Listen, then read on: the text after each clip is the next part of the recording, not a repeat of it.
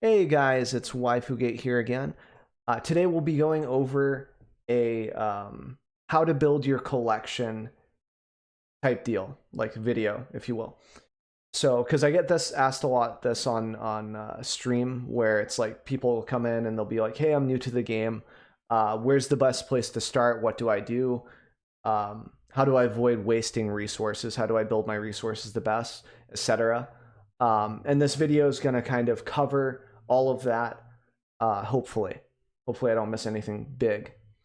So first, you have to ask yourself whether you already have an MTGA account that's already kind of filled out a little bit, or if it's going to be a fresh account for you. One of the two. So either way, your approach is going to be pretty much the same. So we're working from maybe you already have a collection now, and what's the next step? How do I build that up? So first off, you're going to make a second account if you already have your first account, or you make your first account. And what you're going to do on this account is you're going to build a budget cycling list. You're going to work toward that. Now I'm going to have a link down below in the description that you can easily export and everything. And we'll go over details on that soon, but that'll be pretty easy to find. So you build budget cycling and you're going to start working toward your dailies each day. So you're going to re-roll your quest here. To do that, you just click on the quest button. You can re-roll once a day, which is pretty important. And you re-roll your 500s to 750s if you can. Even if you don't have a deck that says like you re-roll into a 750 quest that's like cast, X amount of blue-black spells, but you don't have a blue-black deck because you're playing cycle. Just simply make a deck, and this goes for any quest. You just make a deck that, let's say blue-black is the thing, right? You go blue and you go black, and then you just add in 1-drops. Anything that you can cast unconditionally. Okay, if it's just blue spells or blue-black, whatever. And you just do that. And then you queue up. As soon as you cast 6 or 7 spells, you scoop, you go to your next game, and you just keep doing that until your quest is done, and then you don't care about it. Then you go for your 4 wins for the day. So that's like an easy way to get your quests. And the reason why we go to, I'm going to discard changes because I don't need that. The reason why we go to 4 wins a day, if you click here on details, you go to store details. This gives you a breakdown on everything you need to know about the economy for the most part. It's a great resource. So here you can see that the cutoff for profits are 4. It's 550 for 4. And then if you do your quest, that's another 500 or 750. So, you're looking at 550 plus 500. Minimum per day is 1,050 gold. And then if you get the 750 quest, you get another 250, which is 1,300. So not bad for 4 games. Now, on average, you're going to have to win 4 games, which means you might have to play about 8 to get there, because 50% win rate, give or take. The cycle deck's really, really fast, though, so you can scoop on favorable games. You can just kind of crank through it. So getting back to why are we making a second account? Why would I do that if I just want to build up my first account? Good question, right? So the idea behind this is that you're going to use the second account to build up your collection for your primary account by getting good at drafting. Okay, you're going to use the second account only to draft. Basically, you're going to log on, do your daily, get the gold. That gold is going to be used for draft. In the meantime, you watch good streamers. A couple, just to mention some, do you like Deathsea, just Lolaman, LSV, Mobius. I'll have links to some of their streams down below in the description, so it's easy to find those guys. And girls, Voxy, they're a bunch of good drafters, man. And so you watch them, you practice on Draft Sim, which is also another thing that I'll try to remember to put in the description below. There's going to be a lot of links. And you can practice draftings in all of these different ways. And once you're able to replicate 4 or 5 wins on average for your alternate account here, after you build the budget cycle list and everything, then on your primary account, you'll be able to start drafting. And that just leads to an infinite collection. You can ask just Lolaman if you go into a stream and be like, hey, can you hover over your wildcards real quick? You hover over mine, it's not that impressive. It's like 310. if you hover over just Lolamins, or he hovers it over it for you, then it'll be like 400, 500 wild cards in each category. Like, it's insane. Dude just gets a huge collection and just keeps building it. And that goes for most drafters in general. So it's pretty crazy. So just going over, like, really, like, I won't be able to mention like all the drafters because I just don't simply know them, but that's besides the point. So other things to look out for. So we've covered going for 4 wins, re-rolling the quests, the cycle deck. So the reason why this is really good is because all of these cards, this is the budget list, right? So this goes for your secondary account that you're looking to build up your primary collection with.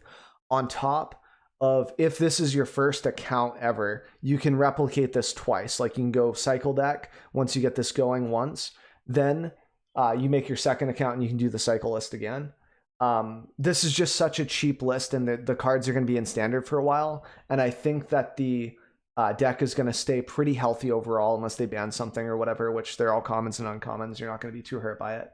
And the only lands that I have here, the primary deck, like the original deck, runs 4 Sacred Foundries.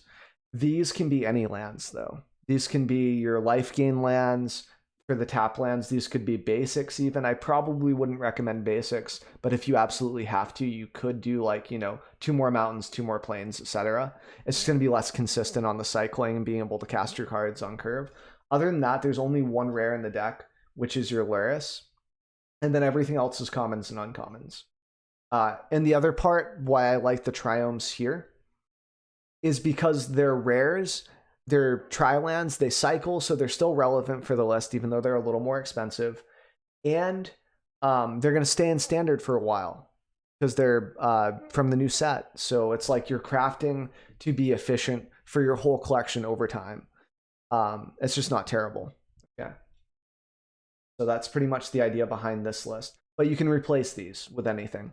Any other types of lands for the most part, and the deck will still function for your basic needs, which is just pumping out wins for the day. If it looks unfavorable, scoop, go to the next one. If the lands, bone you, because you just have mythics, boom, just go to the next game. Don't worry about it, man. You'll be okay. So that's pretty much the idea, is just to get the second account ready to practice for drafting. If it's your primary account, just duplicate the effect. Just do the same thing.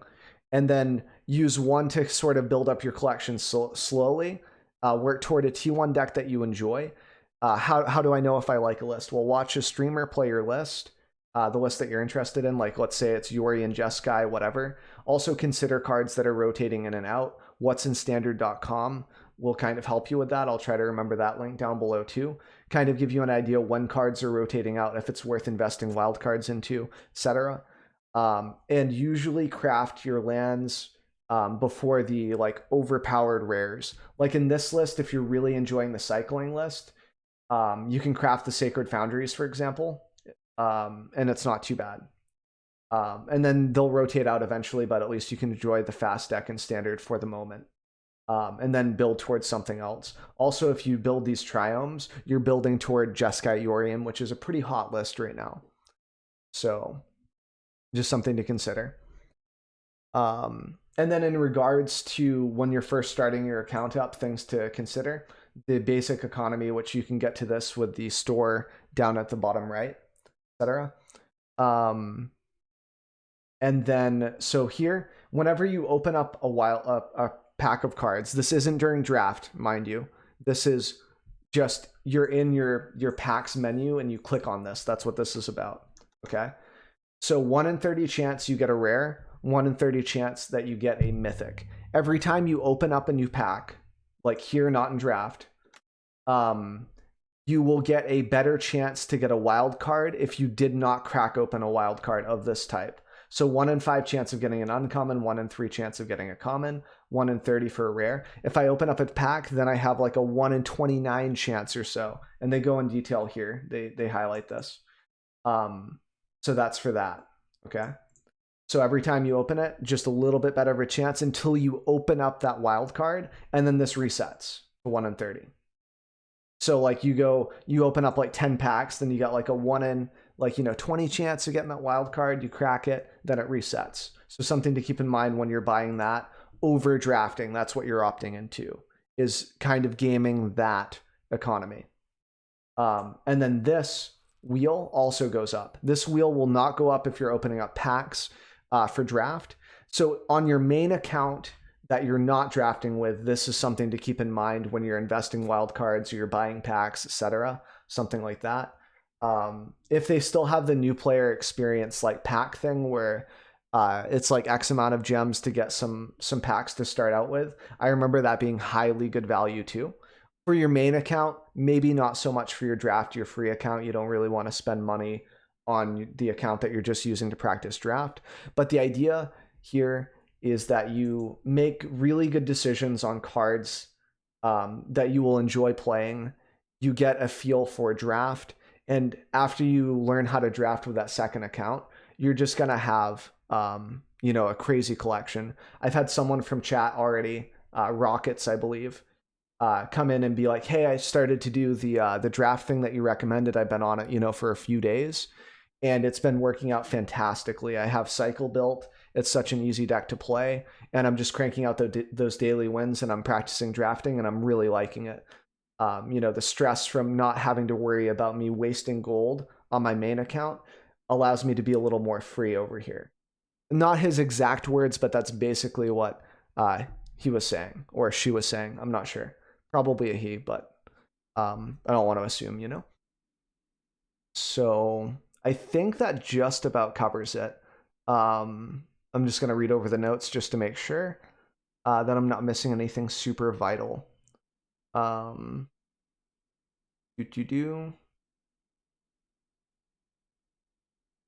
I think that's pretty much it. Link to the notes. I can put the link to the notes in the thing down below, or I'll have a Google Documents or something. And this will be on a YouTube video as well. So that's what we're doing right now. I'm answering Twitch chat because I'm still streaming right now. But if you guys have any other questions, feel free to put them in the comments below. Drop by my stream. I'm usually streaming Tuesday through Sunday. And I got a new YouTube video up every day too from now on. So if you guys are interested in content, feel free to subscribe, and I really appreciate you guys chilling out, and hopefully this is helpful. And I'm going to be doing this probably as well with the secondary account to get myself back into drafting. So if you guys want to pay attention to maybe a YouTube series coming out, like, from rags to riches, so to speak, I know that's used a lot, but we'll probably do that from drafting and kind of replicate this and see how it actually works from a first-hand experience, and you guys can see it from start to finish. So hopefully that's awesome for you guys. I appreciate you being here. I'll see you guys later for the next video.